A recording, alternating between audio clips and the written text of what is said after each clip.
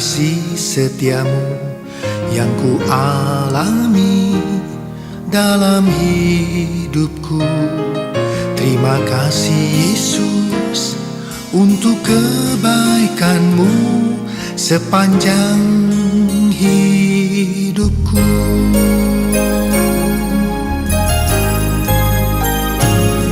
Terima kasih Tuhan untuk kasih setiamu yang ku alami dalam hidupku.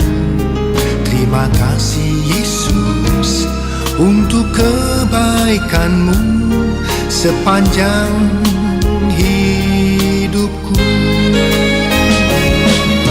Terima kasih Yesusku buat anugerah yang Kau beri. Sebab hari ini Tuhan adakan syukur bagimu. Terima kasih Yesusku buat anugerah yang Kau beri.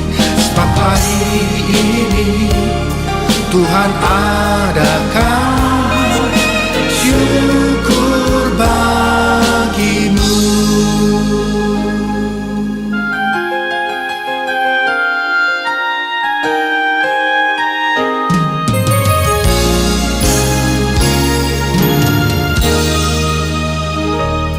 Terima kasih Tuhan untuk kasih setiamu yang ku alami dalam hidupku. Terima kasih Yesus untuk kebaikanmu sepanjang hidupku. Terima kasih Yesusku buat anugerah yang Kau beri. Sebab hari ini Tuhan adakan syukur bagimu. Terima kasih Yesusku buat anugerah yang Kau beri. Sebab hari ini Tuhan adakan syukur bagimu. Sebab hari ini Tuhan adakan syukur bagimu. Sebab hari ini Tuhan adakan syukur bagimu. Syukur bagimu. Syukur bagimu.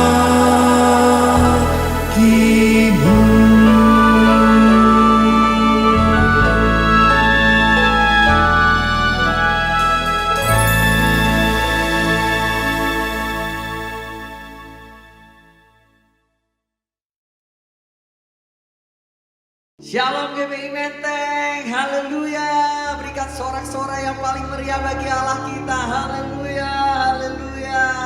Hari ini adalah hari pertama kita menginjakan di tahun 2026. Mari Bapak Ibu Saudara kita awali tahun ini dengan ibadah bersama-sama. Mari kita satukan hati kita sama-sama mau datang kepada Tuhan. Mari kita bersatu dalam doa. Ya Tuhan, terima kasih ya Tuhan, kami mau mengucap syukur atas berkat dan anugerah-Mu ya Tuhan yang sudah melimpahi hidup kami selama tahun 2025 ini ya Tuhan. Baik dalam suka maupun duka, Engkau selalu ada ya Tuhan, Engkau selalu hadir dalam hidup kami ya Tuhan. Dan kami sekarang pada hari ini ya Tuhan memulai chapter baru ya Tuhan, memulai tahun yang baru di 2026 ya Tuhan. Kami mau ya Tuhan memulai tahun ini bersama dengan Engkau ya Tuhan. Karena kami tahu tanpa Engkau kami tidak bisa apa-apa ya Tuhan. Oleh karena itu kami ingin memulai hari ini ya Tuhan dengan bertemu dengan Engkau ya Tuhan, dengan masuk ke dalam hadirat-Mu ya Tuhan. Kami ingin minta pimpinan-Mu ya Tuhan, minta penyertaan-Mu untuk kami pada sepanjang tahun ini ya Tuhan. Ya Tuhan, kami juga tidak lupa ingin berdoa ya Tuhan untuk gembala-gembala kami ya Tuhan. Dari gembala sidang kami Bapak Niko Nyotoro Harjo beserta seluruh wakilnya ya Tuhan. Gembala Rayon 1F Bapak Budi Sastra ya Tuhan. Dan juga gembala cabang ya Tuhan Bapak Binsar Sitorus dan wakil gembala Bapak Herman Totan ya Tuhan. Kami ingin berdoa ya Tuhan untuk para pemimpin-pemimpin rohani kami ya Tuhan. Kau berikan hikmat yang datang dari Engkau saja ya Tuhan. Kau berkati mereka ya Tuhan dalam apapun yang mereka kerjakan. Kau buat berhasil ya Tuhan, baik dalam pelayanan maupun dalam pekerjaan mereka ya Tuhan. Mereka bisa memimpin jemaat-Mu ya Tuhan dalam kehidupan rohani kami ya Tuhan, ke arah yang semakin baik setiap harinya ya Tuhan. Kami juga ingin berdoa ya Tuhan untuk jemaat-jemaat-Mu di GBI Menteng ini ya Tuhan. Kami percaya ya Tuhan kalau jemaat-jemaat-Mu ini mengalami pertumbuhan rohani setiap harinya bersama dengan Engkau ya Tuhan. Kami ingin berdoa ya Tuhan agar mereka selalu melibatkan Engkau ya Tuhan di dalam kehidupan mereka, di dalam pekerjaan mereka, dalam pendidikan, dalam kehidupan rumah tangga mereka ya Tuhan. Kami mungkin tidak tahu ya Tuhan apa masalah yang sedang mereka hadapi ya Tuhan, tapi kami ingin Engkau terus ingatkan ya Tuhan kalau Engkau selalu ada ya Tuhan. Kalau mereka mencari, mereka akan mendapatkan Engkau ya Tuhan. Kalau mereka meminta, mereka akan mendapatkan ya Tuhan. Oleh karena itu ya Tuhan, kami ingin berdoa agar jemaat-jemaat-Mu ya Tuhan bisa semakin setia ya Tuhan, bisa semakin taat menjadi anak-anak-Mu ya Tuhan. Ya Tuhan, terakhir kami ingin berdoa ya Tuhan untuk negara kami ya Tuhan, negara Indonesia dan kota Jakarta ya Tuhan. Kami ingin berdoa dari pemerintahan pusat sampai pemerintahan daerah ya Tuhan. Tolong ya Tuhan, Engkau gerakan hati pemimpin-pemimpin-Mu ini ya Tuhan, agar mereka bisa memiliki hati yang untuk rakyat-Mu ya Tuhan, melayani rakyat dengan sepenuh hati ya Tuhan. Mereka bisa mengeluarkan kebijakan-kebijakan yang berpihak kepada rakyat ya Tuhan, yang bisa membawa negara ke arah yang lebih maju lagi ya Tuhan. Kau berkati negara kami ya Tuhan, dari segala sektor, dari politik, ekonomi, sosial, budaya, pemerintahan, semua yang Engkau berkati ya Tuhan, Kau buat baik ya Tuhan. Ya Tuhan, kami juga rindu ya Tuhan, ingin berdoa untuk daerah di Sumatera ya Tuhan, khususnya di Aceh, Sumatera Utara dan Sumatera Barat ya Tuhan, yang terkena dampak dari banjir ya Tuhan. Ya Tuhan, kami ingin berdoa ya Tuhan agar bantuan bisa tersalurkan ya Tuhan sampai ke seluruh pelosok daerah ya Tuhan, agar rakyat-rakyat mereka bisa mendapatkan bantuan dari kebutuhan pangan, papan, dan sandang, semuanya bisa terpenuhi ya Tuhan. Mereka bisa membangun kembali daerah mereka ya Tuhan, agar bisa terjadi reboisasi dan rehabilitasi hutan-hutan ya Tuhan yang sudah terbabat habis ya Tuhan. Kami ingin berdoa agar negara Indonesia bisa menjadi negara yang memuliakan Engkau ya Tuhan. Negara Indonesia bisa setia kepada Engkau dari Sabang sampai Merauke. Kami bisa memuji dan memuliakan nama-Mu ya Tuhan. Kami bawa doa-doa kami kepadamu ya Tuhan, dan sekarang kami sudah siap ya Tuhan untuk bertemu dengan Engkau, memuji dan memuliakan nama-Mu. Haleluya. Haleluya. Haleluya. Haleluya. Haleluya. Mari bersama-sama Bapak Ibu Saudara, kita akan bersorak-sorai bersukacita pagi hari ini. Hidupku ada di tangan-Mu, Kau beri rancangan yang terindah, tak hanya yang baik saja yang ku terima. Walau tubuhku diremukkan, walau jiwaku tergoyahkan, hujanku takkan berhentikan, Roh-Mu yang memberi penghiburan. Akan ku pikul salibmu, curahlah kasih setiamu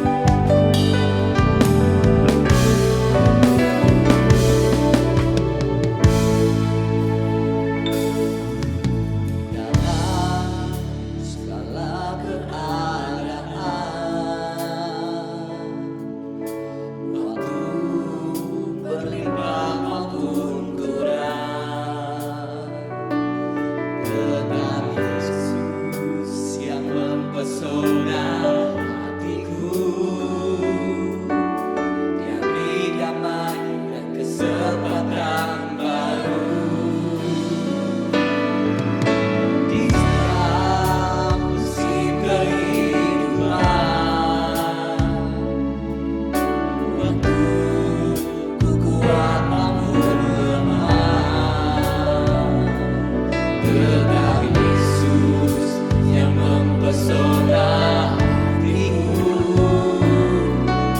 yang hidup dan kesempatan baru. Sekali Yesus, selamanya Yesus, harapanku takkan hilang.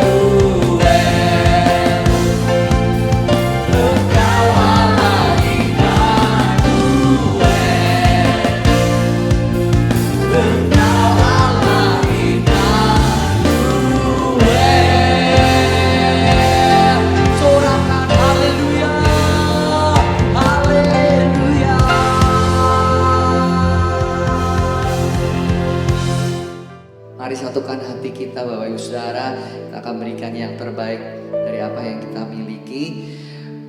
Nanti Bapak Ibu Saudara bisa memberikan persembahan melalui QR ataupun transfer melalui rekening yang tertera di layar monitor Bapak Ibu Saudara. Mari satukan hati kita. Tuhan, terima kasih Tuhan buat kasih setiamu, buat penyertaan-Mu. Sampai saat ini Tuhan kami bersyukur kami punya Allah yang seperti Engkau Tuhan. Dengan apa Tuhan kami bisa balas Tuhan selain dengan pujian dan penyembahan kami. Biar setiap pujian dan penyembahan kami Tuhan menjadi dupa yang harum di hadapan-Mu. Di tata kudus-Mu Engkau disenangkan lebih lagi Tuhan. Terima kasih Tuhan, terima kasih. Kalau pagi hari ini Tuhan kami memberikan yang terbaik dari apa yang kami miliki Bapa. Biarlah Tuhan Kau berkati Tuhan setiap tangan-tangan yang memberikan, Kau berkati berlipat kali ganda Tuhan. Dan biarlah Tuhan apa yang kami persembahkan ini Tuhan boleh menjadi alat untuk memperbesar kerajaan-Mu di muka bumi ini Tuhan. Terima kasih Tuhan, kami yakin dan bahkan terlalu yakin Tuhan, berkat-Mu lah yang menjadikan kami kaya, susah payah tidak menambahinya. Terima kasih Tuhan Yesus, terima kasih. Kami siap untuk memberi dengan penuh sukacita. Hanya di dalam nama Tuhan kami Yesus Kristus, semua yang siap untuk memberi dengan penuh sukacita katakan bersama-sama, amin. Selamat memberi Bapak Ibu Saudara.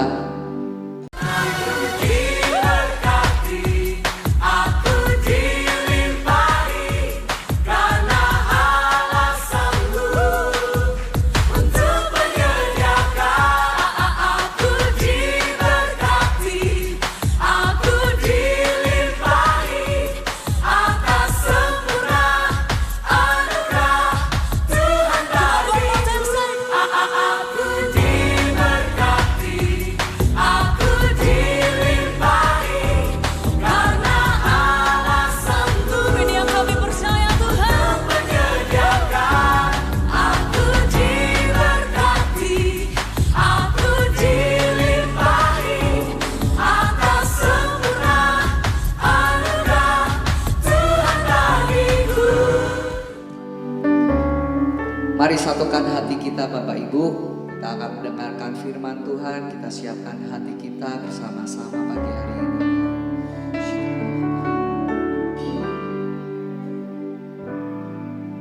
Setiap janji-Mu Tuhan ku simpan dalam lubuk hati.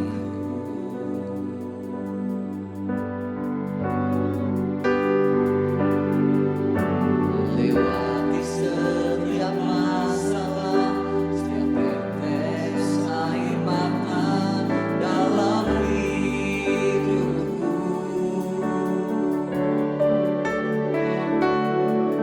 Janji-Mu menopang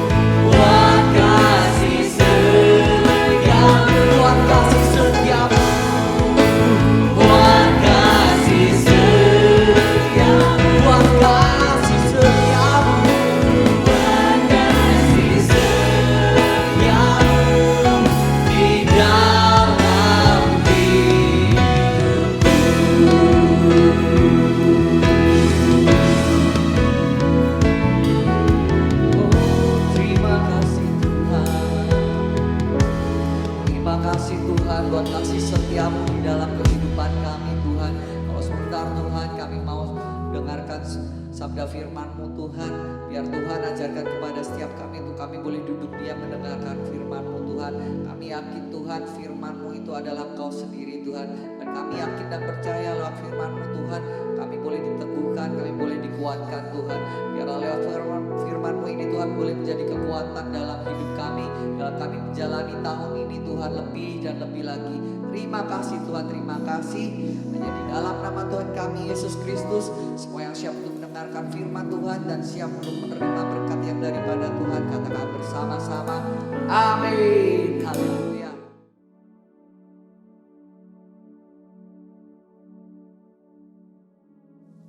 Shalom semuanya. Waktu berjalan begitu cepat. Dengan tidak terasa kita memasuki hari pertama tahun 2026.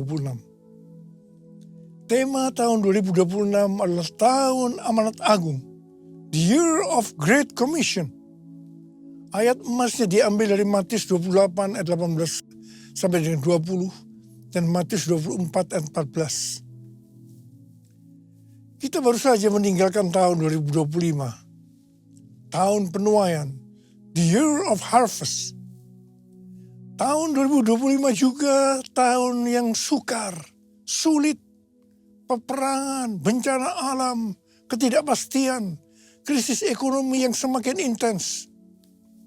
Meskipun demikian, memasuki tahun 2026 kita harus berani berkata bahwa tahun 2026 akan lebih baik dibanding tahun 2025. Yang percaya katakan amin. Apa dasar kita untuk percaya bahwa tahun 2026 akan lebih baik dibanding tahun 2025?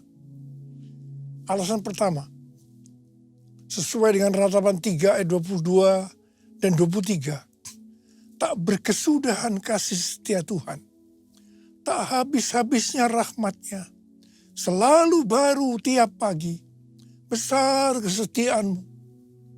Kita harus percaya bahwa kasih setia Tuhan selalu baru tiap pagi, selalu baru tiap minggu, selalu baru tiap bulan, dan selalu baru tiap tahun. Haleluya.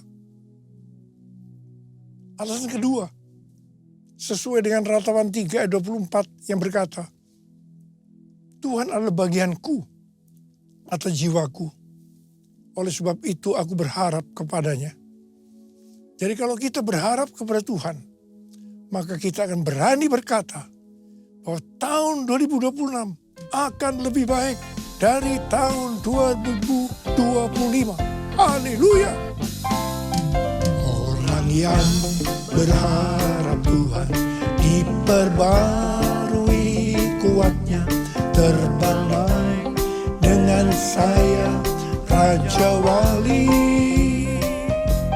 berlari tiada penat, berjalan tiada lelah, ajarku harapkan Tuhan.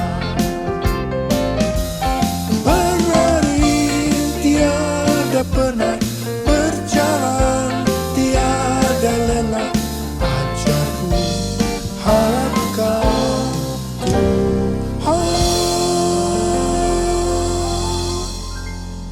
Alasan ketiga, mengapa kita berani berkata bahwa tahun 2026 akan lebih baik dibandingkan tahun 2025? Karena kalau hati kita melekat kepada Tuhan, karena kita hidup intim dengan Tuhan, sesuai dengan Mazmur 91 ayat 14-16, maka hal yang pertama, Tuhan akan meluputkan dan membentengi kita terhadap sakit penyakit, panah api dari si jahat, jerat penangkap burung, kedahsyatan malam atau terror of the night yang berbicara tentang penculikan, perampokan, pemerkosaan, pembunuhan, terorisme, peperangan.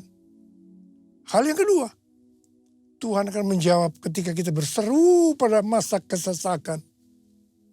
Dan hal ketiga, Tuhan akan memuliakan kita. Hal yang keempat, Tuhan akan memberikan panjang umur dengan berkat yang melimpah. Hal yang kelima, Tuhan akan memberikan keselamatan. Haleluya. berdasarkan 5 hal ini, kita akan berani berkata, Tuhan, saya percaya bahwa tahun 2026 akan lebih baik dari tahun 2025. Yang percaya katakan amin. Alasan keempat, mengapa kita berani berkata bahwa tahun 2026 akan lebih baik dibandingkan tahun 2025?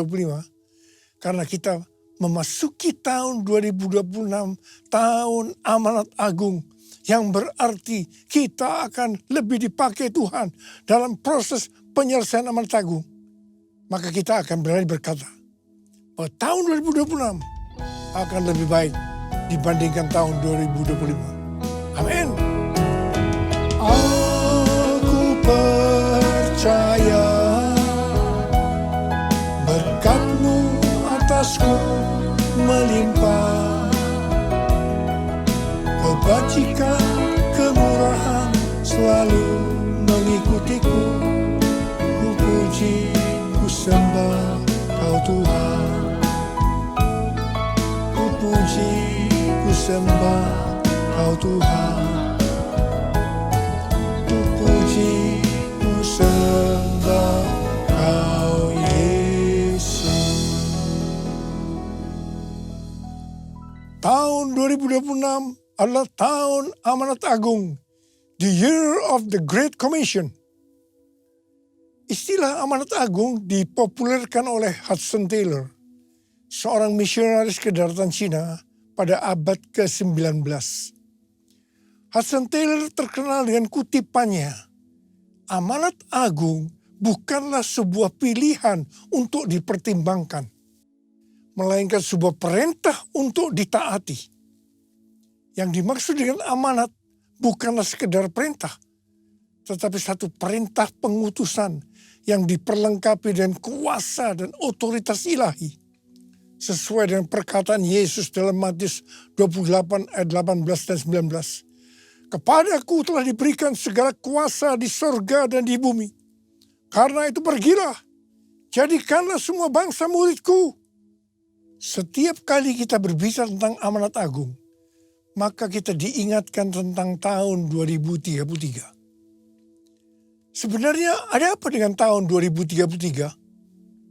Tahun 2033 adalah peringatan 2000 tahun Tuhan Yesus disalibkan, mati, bangkit, naik ke surga. Peringatan 2000 tahun pencurahan Roh Kudus yang berarti hari ulang tahun gereja yang ke-2000. Peringatan ke-2000 tahun dimulainya amanat agung. Tetapi beberapa tahun terakhir ini, Tuhan berbicara kepada gerejanya. Banyak organisasi-organisasi, aliran-aliran kekristenan yang mempunyai visi yang sama. Yaitu target penyelesaian amanat agung tahun 2033. Waktu Tuhan Yesus ditanya oleh murid-muridnya tentang tanda kedatangannya yang kedua kali dan tanda akhir zaman. Salah satunya Tuhan Yesus menjawab dalam Matius 24 ayat 14 yang berkata, dan Injil kerajaan ini akan diberitakan di seluruh dunia menjadi kesaksian bagi semua bangsa. Sesudah itu barulah tiba kesudahannya. Dengan perkataan lain, kalau amanat agung selesai, maka sesudah itu barulah Tuhan Yesus datang yang kedua kali. Kata sesudah itu tidak ada seorang pun yang tahu itu kapan. Bisa 1 hari, 1 minggu, 1 bulan, 1 tahun, atau beberapa tahun, yang jelas tidak akan lama. Mengapa? Sebab Tuhan Yesus berkata, aku datang segera. Jadi kalau Tuhan Yesus memberikan target penyelesaian amanat agung tahun 2033 bagi gerejanya, artinya tinggal 7 tahun lagi. Saya tidak berkata, sekali lagi, saya tidak berkata bahwa tahun 2033 Tuhan Yesus pasti datang. Ini tidak alkitabiah. Tapi kalau dikatakan tahun 2033 Tuhan Yesus bisa datang, ini alkitabiah. karena kedatangannya bisa sewaktu-waktu. Saya mau mengajak kita semua agar semakin hidup intim dengan Tuhan. Banyak berdoa, memuji dan menyembah Tuhan dan terus berjaga-jaga. Saya akan ingatkan bahwa sesuai dengan Roma 8:29 bahwa goal kita sebagai orang percaya adalah menjadi serupa dengan gambarnya. Artinya menjadi murid Kristus. Untuk bisa menjadi murid Kristus, kita harus melakukan seperti apa yang terdapat dalam 1 Yohanes 2 ayat 6 yang berkata, barang siapa mengatakan bahwa ia ada di dalam dia, ia wajib hidup sama seperti Kristus telah hidup. Kalau kita hidup sama seperti Kristus telah hidup, maka kita akan menjadi serupa dengan gambarnya. Artinya menjadi murid Kristus. Tugas utama dari murid Kristus adalah menjadikan semua bangsa murid Kristus. Artinya menyelesaikan amanat agung. Hal ini sesuai dengan Matius 28 ayat 18 sampai dengan 20. Tuhan, ini aku, jadikanlah ku alatmu untuk memberitakan Injilmu. Tuhan, ini aku, jadikanlah ku hambamu untuk melakukan firman-Mu. Penuhi hidupku dengan Roh-Mu, agar ku jadi saksi-Mu. Pakailah hidupku dan urapilah untuk kemuliaan nama-Mu. Untuk kemuliaan nama-Mu. Sebagai murid-murid yang menerima amanat agung dari Tuhan Yesus, kita harus belajar cara Yesus melakukannya. Sehingga kita bisa menjangkau dunia dalam 7 tahun ke depan sampai tahun 2033. General Assembly yang ke-14 dari World Evangelical Alliance di Korea Selatan tanggal 27 sampai 30 Oktober 2025 yang lalu. Temanya adalah The Gospel for Everyone by 2033. Sebuah visi global bahwa Injil akan dijangkau ke semua orang dan semua bangsa hingga tahun 2033. Di sini Rick Warren menyampaikan tentang metode Yesus untuk menyelesaikan amanat agung yang berlaku di mana saja dan kapan saja. Metode ini disingkat dengan peace. P, pass on the good news. Sampaikan kabar baik, Injil kepada orang lain. E, equip disciples. Perlengkapi para murid agar mereka bisa bertumbuh dan melayani. E, alleviate suffering. Ringankan penderitaan orang lain dengan menolong mereka. C, continually pray. Berdoa terus-menerus. E, establish new churches. Dirikan gereja-gereja baru. Jadi ada 5 hal metode Yesus untuk menyelesaikan amanat agung. Yang pertama, sampaikan kabar baik, Injil kepada orang lain. Yang kedua, perlengkapi para murid agar mereka bisa bertumbuh dan melayani. 3, ringankan penderitaan orang lain dengan menolong mereka. 4, berdoa terus-menerus. Dan yang kelima, dirikan gereja-gereja baru. Perlu digarisbawahi bahwa kita harus melakukan semuanya ini seperti Tuhan Yesus melakukannya agar amanat agung selesai. Supaya kita bisa melakukan seperti Yesus melakukan. Sehingga amanat agung selesai. Maka kita harus memiliki sifat atau karakter yang benar sebagai murid Kristus. Alkitab memaparkan karakter ini dalam 4 gambaran. Yaitu anak kecil, prajurit, olahragawan, dan petani.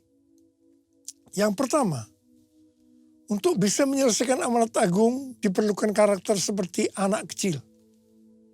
Tuhan Yesus berkata dalam Matius 18 ayat 3 dan 4. Sesungguhnya aku berkata kepadamu, jika kamu tidak bertobat dan menjadi seperti anak kecil ini, kamu tidak akan masuk ke dalam kerajaan surga. Oleh sebab itu, siapa saja yang merendahkan diri dan menjadi seperti anak kecil ini, dialah yang terbesar dalam kerajaan surga. Anak kecil biasanya suka menangis. Sangat bergantung dan percaya kepada orang tuanya. Dan tidak suka berbohong. Kalau kita mau merendahkan diri dan menjadi seperti anak kecil ini, maka kita akan menjadi yang terbesar dalam kerajaan surga. Kalau kita berada dalam hadirat Tuhan, pasti kita akan menangis. Karena di hadirat Tuhan ada sukacita, ada kasih, ada nikmat senantiasa. Karena itu harus banyak berada dalam hadirat Tuhan. Yang mau katakan amin. Kita harus bergantung dan percaya kepada Tuhan. Bukan kepada yang lain-lain. Seperti bergantung kepada strategi manusia. Kita tidak boleh berbohong. Sebab orang yang suka berbohong, bapaknya adalah iblis. Untuk menyelesaikan amanat agung, gereja harus rendah hati. Bergantung dan percaya pada pimpinan Tuhan. Tidak salah kalau gerejanya menjadi besar. Tapi dengan cara-cara yang benar di hadapan Tuhan. Banyak berdoa, memuji dan menyembah Tuhan. Agar makin peka terhadap tuntunan Tuhan. Gereja Tuhan harus berkolaborasi. Karena itu gereja harus rendah hati. Yesus, ku sembahkan, sujud di hadapan-Mu. Keinginan dalam hidupku hanya untuk menyembah-Mu. Yesus, ku sembahkan, sujud di hadapan-Mu. Keinginan dalam hidupku hanya untuk menyembah-Mu. Hanya untuk menyembah-Mu.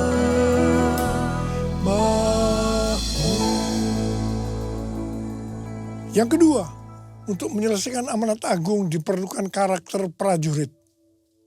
Seorang prajurit yang sedang berjuang tidak memusingkan dirinya dengan soal-soal penghidupannya. Supaya dengan demikian ia berkenan kepada komandannya. 2 Timotius 2 ayat 4.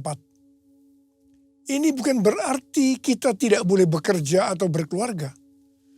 Tetapi masalah-masalah kehidupan sehari-hari tidak boleh menghambat fokus panggilan utama kita sebagai murid untuk menyelesaikan amanat agung. Dengan demikian, kita akan berkenan kepada komandan kita, yaitu Tuhan Yesus Kristus. Dalam tahun amanat agung ini, iblis akan makin keras berusaha untuk mengalihkan perhatian kita dalam menyelesaikan amanat agung. Hati-hati, jangan sampai dialihkan oleh keinginan daging, keinginan mata, dan keangkuhan hidup. Dalam Alkitab, paling tidak ada 104 ayat yang berbicara tentang kesombongan atau keangkuhan. Amsal 6 ayat 16 sampai dengan 19 berkata, 6 perkara ini yang dibenci Tuhan, bahkan 7 perkara yang menjadi kekejian bagi hatinya. Mata sombong, lidah dusta, tangan yang menumpahkan darah orang yang tidak bersalah, hati yang membuat rencana-rencana yang jahat, kaki yang segera lari menuju kejahatan, seorang saksi dusta yang menyembur-nyemburkan kebohongan dan yang menimbulkan pertengkaran saudara. Amsal 16 ayat 18 berkata, kecongkakan mendahului kehancuran dan tinggi hati mendahului kejatuhan. Yesaya 13 ayat 11b berkata, kesombongan orang-orang pemberani akan kuhentikan dan kecongkakan orang-orang yang gagah akan kupatahkan. Matius 23 ayat 12 berkata, dan barang siapa meninggikan diri, ia akan direndahkan. Dan barang siapa merendahkan diri, ia akan ditinggikan. Yakobus 4 ayat 6 berkata, Allah menentang orang yang congkak, tetapi memberi anugerah kepada orang yang rendah hati. Hari-hari ini saya banyak melihat anak-anak Tuhan dan para pemimpin dilemahkan oleh Tuhan. Seperti yang juga dialami oleh Rasul Paulus. Ini semua diizinkan Tuhan. Supaya kita tidak meninggikan diri. Tuhan berkata, dalam kelemahanlah kuasaku jadi sempurna. Kalau kita mau dipakai Tuhan lebih lagi, maka kita harus siap untuk dilemahkan. Yang ketiga, untuk menyelesaikan amanat agung diperlukan karakter olahragawan. Seorang olahragawan hanya dapat memperoleh mahkota sebagai juara apabila ia bertanding menurut peraturan-peraturan olahraga. Supaya bisa menurut peraturan-peraturan olahraga, Rasul Paulus berkata dalam 1 Korintus 9 ayat 26 dan 27 sebagai berikut. Sebab itu aku tidak berlari tanpa tujuan. Dan aku bukan petinju yang sembarangan saja memukul. Tetapi aku melatih tubuhku dan menguasainya supaya sesudah memberitakan Injil kepada orang lain, jangan aku sendiri ditolak. Jadi untuk bisa menurut peraturan olahraga, Rasul Paulus melatih tubuhnya dan menguasainya. Di sini kita melihat bahwa untuk menyelesaikan amanat agung tidak mudah. Melatih tubuh dan menguasainya itu perlu pengorbanan. Hal ini perlu kita lakukan supaya seperti yang Rasul Paulus katakan, supaya sesudah aku memberitakan Injil kepada orang lain, jangan aku sendiri ditolak. 1 Yohanes 2 ayat 6 berkata, barang siapa mengatakan bahwa ia ada di dalam dia, ia wajib hidup sama seperti Kristus telah hidup. Ini harus dilakukan kalau mau pelayanan kita dalam menyelesaikan amanat agung seperti metode yang Yesus lakukan. Sehingga kita akan melihat tahun 2033 target penyelesaian amanat agung terjadi. Haleluya. Yang keempat, untuk menyelesaikan amanat agung diperlukan karakter petani. Alkitab menggambarkan sosok petani yang sabar, tekun, dan setia menabur. Petani tahu bahwa hasil tidak instan. Ia menabur, menyiram, menunggu, dan memelihara. Demikian juga dengan penyelesaian amanat agung. Hasilnya tidak instan. Ini bukan pekerjaan sehari. Kita harus menabur setiap hari. Menabur penginjilan lewat hubungan pribadi. Menabur kesaksian lewat pekerjaan dan profesi. Menabur tenaga dan waktu untuk pemuritan. Menabur kasih untuk meringankan penderitaan. Menabur doa tanpa henti. Menabur untuk pendirian gereja-gereja baru. Semua yang menabur pasti menuai. saya mengajak untuk menabur semua hal ini setiap hari sampai amanat agung selesai. Dan setelah itu Tuhan Yesus datang kembali. Haleluya. Bumi penuh kemuliaan-Nya, bumi penuh kemuliaan-Nya, bumi penuh kemuliaan-Nya. Sucilah Tuhan, sucilah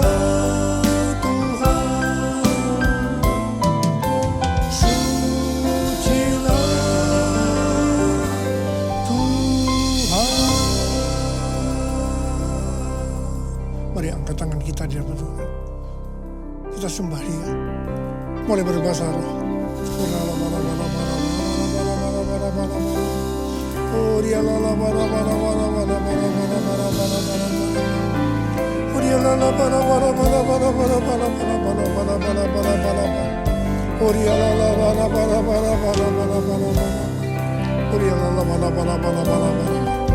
Oh Jesus.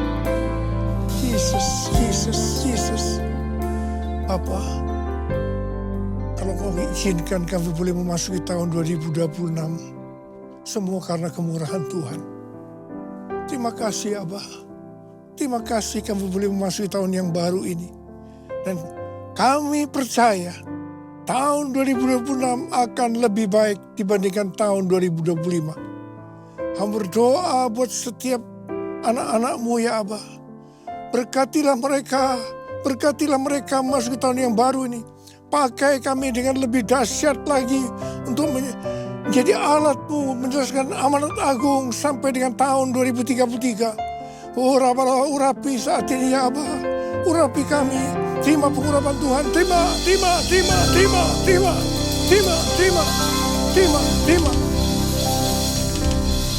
Dalam nama Yesus. Amin. Kita akan masuk dalam perjamuan kudus. Saudara, perjamuan kudus adalah perjamuan Tuhan Yesus sendiri. Kita akan mengingat ayat ini. Sebab setiap kali kamu makan roti ini dan minum cawan ini, kamu memberitakan kematian Tuhan sampai Ia datang. Perjamuan kudus adalah perjamuan Tuhan Yesus sendiri. Setiap kali kita masuk dalam perjamuan kudus, Tuhan Yesus selalu berkata, biarlah ini menjadi peringatan akan daku. Karena itu mari, arahkan hati kita kepada kebaikan Tuhan. Ingat kebaikan Tuhan, tundukkan kepala. Tuhan, siapakah kami sebelum kami mengenal Engkau? Kami semua orang berdosa. Upah dosa adalah maut, mati. Tapi Engkau yang tidak berdosa telah dijadikan dosa oleh karena kami. Engkau harus turun dari surga mulia. Mati ganti kami dengan penderitaan yang luar biasa. Sungguh kalau kami pikirkan ya Tuhan betapa baiknya Engkau itu. Bapa terima kasih. Engkau jadikan kami sebagai anak-anak-Mu. Engkau tuntun, Engkau bela, Engkau lindungi. Engkau tegur kalau kami salah. Itu Engkau ya Abah. Itu Engkau. Kita akan masuk dalam perjamuan kudus. Tuhan akan memberkati kita melalui perjamuan kudus. Tapi Tuhan mengingatkan kita. Kita harus makan dan minum dengan cara yang benar. Karena itu lihat keadaan diri masing-masing. Memasuki tahun yang baru. Introspeksi. Kalau ada hal-hal yang harus diselesaikan. Di mana kita lakukan tahun 2025. Minta ampun. Minta ampun. Ampuni kami Tuhan. Ampuni kami. Apa Engkau melihat anak-anak-Mu yang sedang menyelesaikan segala sesuatu dengan Tuhan? Ampuni kami ya Abah. Layakkan kami untuk masuk dalam perjamuan kudus. Kami akan masuk dalam perjamuan kudus dengan hati yang penuh ucapan syukur. Dalam nama Yesus kami berdoa. Amin.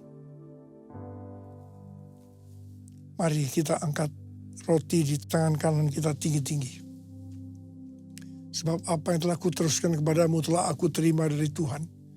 Yaitu bahwa Tuhan Yesus pada malam waktu ia diserahkan mengambil roti. Dan sesudah itu ia mengucap syukur atasnya. Dia memecah-mecahkannya dan berkata, inilah tubuhku yang diserahkan bagi kamu. Perbuatlah ini menjadi peringatan akan aku. Sudah dikasih Tuhan, bukan roti yang kita pecah-pecahkan ini adalah persekutuan kita dengan tubuh Kristus. Mari kita makan dalam nama Yesus.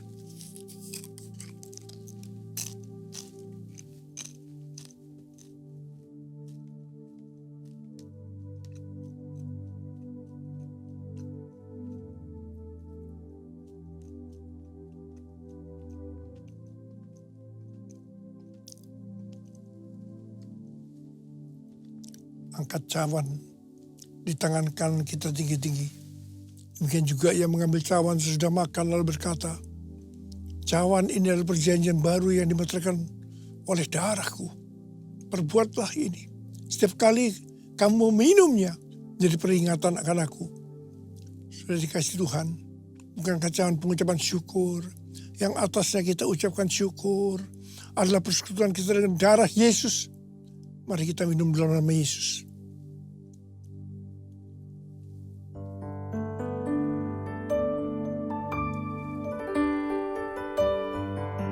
Ucapkan syukur dan terima kasih.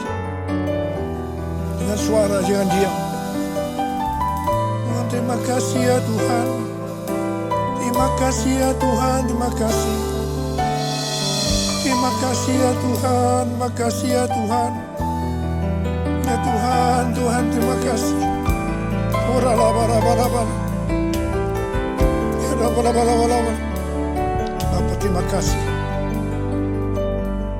Terima kasih. Saat ini kau sudah menyembuhkan yang sakit.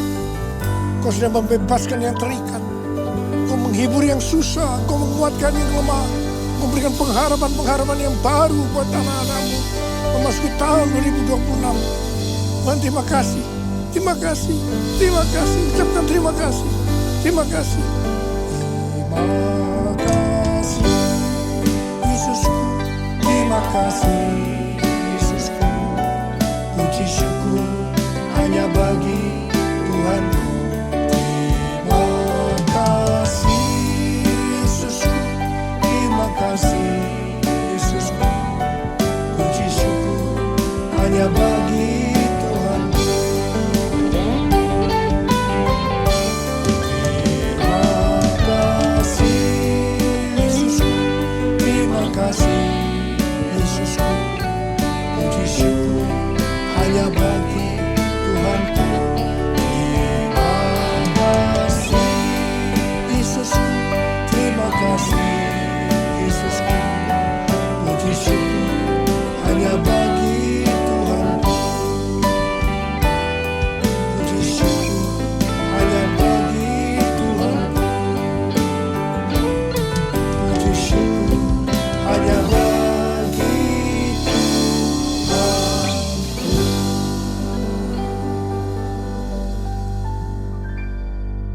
sekarang terimalah berkat Tuhan.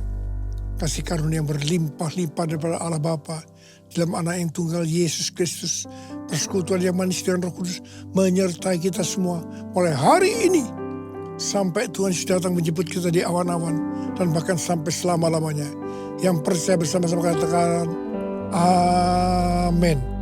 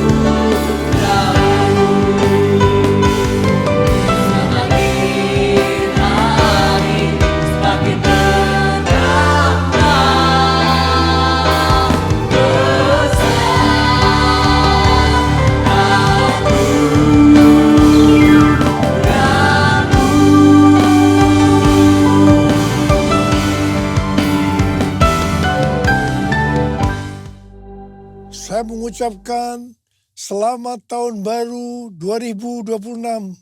Tuhan Yesus memberkati berlimpah, limpah, limpah. Haleluya. Haleluya.